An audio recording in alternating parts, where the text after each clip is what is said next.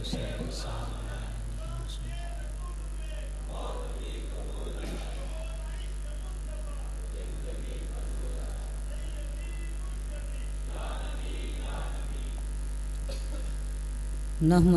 ونصلي ونسلم على رسوله الكريم أما بعد فأعوذ بالله من الشيطان الرجيم بسم الله الرحمن الرحيم فوجد عبدا من عبادنا آتيناه رحمة من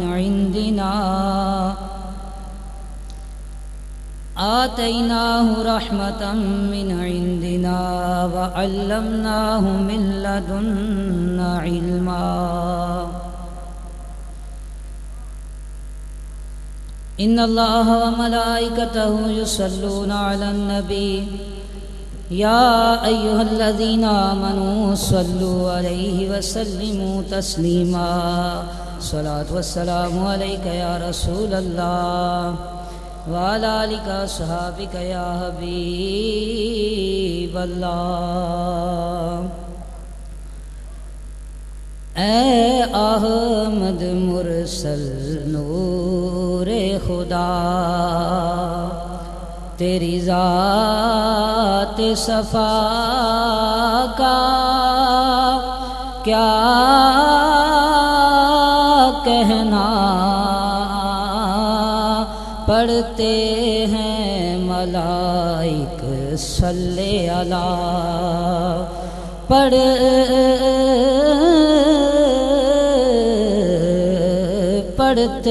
ہیں ملائک صلی اللہ، تیری شان علا کا کیا کہنا، اے احمد مرسل نور خدا۔ حضرات گرامی قدر، محترم دوستو، بزرگوں، ساتھیوں، آج اس سٹیج پہ میری اور آپ کی پہلی ملاقات ہے، اور میرے دوست احباب نے میرا بڑا حوصلہ بڑھایا ہے، اس وجہ سے آپ کے سامنے کھڑا ہوں، ورنہ اس غوث یگانہ کی خدمت میں کھڑے ہو کے ثنائے مصطفیٰ کرنا کچھ آسان کام نہیں۔ انتہائی اختصار کے ساتھ صرف ایک بات عرض کروں گا انشاءاللہ اپنے وقت کے مطابق۔ آپ حضرات نہ نعرہ لگائیے، نہ آ کر کوئی پیسہ دیجیے، ہاں سبحان اللہ ضرور کہتے جائیے۔ اگر آپ کو بات پسند آئے تو سبحان اللہ آپ نے ضرور کہنی ہے۔ مسئلہ یہ ہے کہ بعض لوگ عمل پہ بولتے ہیں، جس طرح میرے بھائی غفار صاحب آپ فرما گئے، میں تھوڑا سا عقیدے کی اصلاح کے لیے بھی بولتا ہوں۔ ہمارا یہ عقیدہ ہے کہ اللہ کے ولیوں کے پاس آئیں تو پھر اللہ تعالیٰ رحمتیں اور برکتیں کرتا۔ ہم یہاں پر اللہ کے ولیوں کے پاس کیوں آتے ہیں، بس اس سوال کا قرآن سے جواب دینے کے بعد اجازت چاہوں گا۔ اللہ کے ولی، ان کی شان کیا ہے، قرآن سے پوچھئے۔ موسیٰ علیہ السلام ہے، موسیٰ علیہ السلام نے واز کیا، لوگ ششدر رہ گئے، کہنے لگے پیارے موسیٰ آپ سے بڑا بھی کوئی عالم دین ہے؟ قد میں بڑے کی بات نہیں ہوتی، علم میں بڑے کی بات ہوتی ہے۔ بلانے والا بڑا ہو جائے، آنے والا بھی بڑا ہو جاتا ہے۔ مجھے آج فخر ہے کہ مجھے سادات کے گھرانے میں سے ایک قد آور شخصیت نے دعوت دی ہے، ان کے بلانے سے میرا قد بھی بڑا ہو گیا ہے۔ اب سنتے چلیے، جب یہ بات سنی موسیٰ علیہ السلام کی زبان سے فی الفور نکلا کہ میں اللہ کا نبی ہوں، مجھ سے بڑھ کر کون ہو سکتا ہے۔ رب کریم اپنے بندوں پر جب چاہے پکڑ کر سکتا ہے، کسی کو بولنے کی اجازت نہیں۔ اللہ کریم کو یہ بات پسند نہ آئی، کہا موسیٰ علیہ تم سے بھی بڑا ایک عالم ہے۔ عرض کی یا اللہ مجھے معلوم ہو گیا، غلطی ہو گئی، بتا تو صحیح وہ عالم ہے کہاں۔ بعضوں نے کہا وہ عالم نبی تھے، بعضوں نے کہا وہ عالم ولی تھے، لیکن اتفاق اس بات پر ہی ہے کہ ان کی نبوت کا تو خبر نہیں، وہ ولی ضرور تھے، وہ ولی ضرور تھے۔ اب سننا ذرا، موسیٰ علیہ السلام نے اپنے ایک ساتھی کو لیا، ان کا نام تھا حضرت یوشع بن نون۔ یوشع بن نون کو ساتھ لے کے آپ نے اسے توشہ دان دیا، فرمایا اس میں بھون کر پکا کر مچھلی کو رکھ لو، جہاں پر وہ مچھلی جو ہے وہ کوئی کام اس کے ساتھ ہو مجھے بتا دینا۔ دونوں چلتے گئے، ایک جگہ آتی ہے جہاں پر دو دریا ملتے ہیں، قرآن نے کہا وہاں پر مچھلی جو ہے وہ زندہ ہو جاتی ہے۔ واقعہ آپ پڑھتے رہتے ہیں، سنتے رہتے ہیں علماء سے، اگر کچھ میں اختصار کے ساتھ بات کر دوں علماء سے بعد میں پوچھ لیجیے۔ اب وہ مچھلی وہاں پر پہنچتی ہے، موسیٰ علیہ السلام آپ سستانے کے لیے دوپہر کے آرام کے لیے تھوڑی دیر لیٹتے ہیں۔ یوشع بن نون دیکھتے کیا ہیں؟ وہ مردہ مچھلی جسے رستے میں کھاتے ہوئے آ رہے تھے، وہ مردہ مچھلی جس کو بھونا گیا تھا، وہ مردہ مچھلی زندہ ہوتی ہے، پانی میں چلی جاتی ہے۔ موسیٰ علیہ السلام آپ جلدی سے اٹھتے ہیں، کہتے ہیں بھائی وہ اللہ کے ولی سے ملنے جانا ہے۔ اب مجھے بتاؤ ملنے کون جا رہا ہے؟ اللہ کا نبی۔ نہیں سمجھ آئی؟ ملنے کون جا رہا ہے؟ اللہ کا نبی۔ اور کس سے ملنے جا رہا ہے؟ اللہ کے ولی سے۔ پتہ یہ چلا یا رب تو نے بڑے رتبے والے کو چھوٹے رتبے والے کی طرف کیوں بھیجا؟ کہا تمہیں پتہ چل جائے، بعض لوگ کہیں گے کہ نبی کام کرے تو ہم کریں گے، میں ولیوں کے پاس بھیج رہا ہوں موسیٰ نبی کو، تاکہ لوگوں کو پتہ چل جائے ولیوں کے پاس جانا نکموں کا کام نہیں، نبیوں کا کام ہے۔ اب موسیٰ علیہ السلام وہاں سے چل رہے ہیں، جلدی جلدی دوپہر کے بعد میں آپ کو بھوک لگی، کہا یوشع وہ مچھلی لاؤ تھوڑا سا ہم پھر تناول کر لیں۔ انہوں نے کہا حضرت بات یہ عجیب سی ہے، میں معافی چاہتا ہوں بتا نہیں سکا، ایک جگہ آئی تھی وہاں پر وہ مچھلی زندہ ہو کے پانی میں چلی گئی، اور اس طریقے سے گئی ہے کہ پانی میں سوراخ ہو گیا، پانی میں سوراخ ہو گیا اور وہ سرنگ بناتی ہوئی چلی گئی۔ میرے دوستوں اور بزرگوں، مچھلی آگے چلے پیچھے سے پانی بند ہو جاتا ہے، مل جاتا ہے، وہ سرنگ بنا کر کیوں جا رہی ہے؟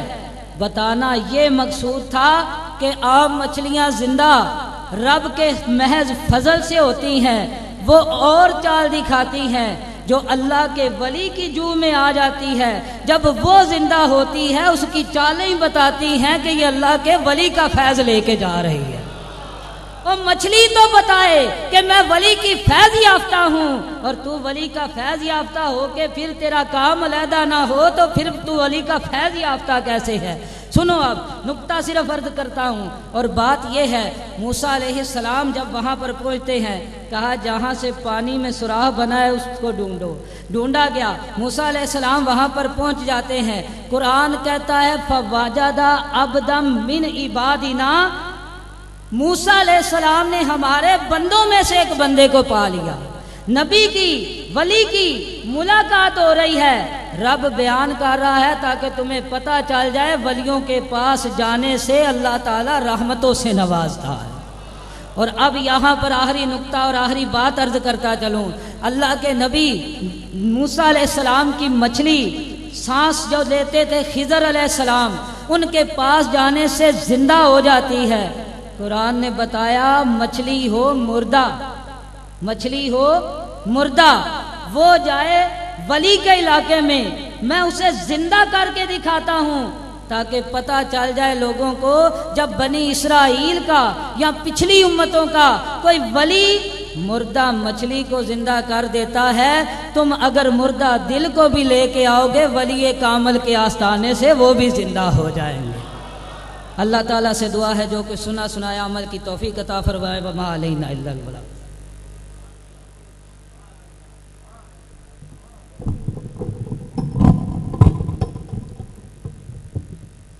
ماشاءاللہ بڑی ہی علمی گفتگو فرما رہے تھے۔ اسی طرح ہمارے دامن میں ایک خوبصورت خطیب اور بھی موجود ہیں، خطیب ذیشان فاضل جلیل حضرت علامہ مولانا قاری فیاض احمد نقشبندی سیفی صاحب سے ملتمس ہوں کہ وہ تشریف لائیں اور اپنے مواعظ حسنہ سے ہمیں مستفیض فرمائیں۔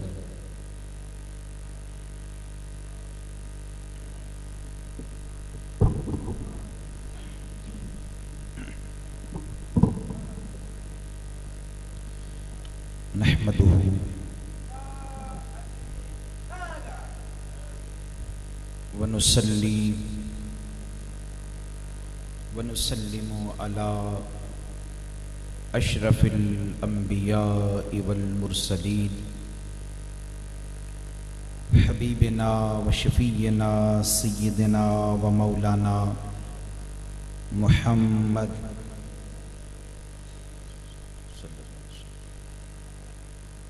أما بعد فأعوذ بالله من الشيطان الرجيم بسم الله الرحمن الرحيم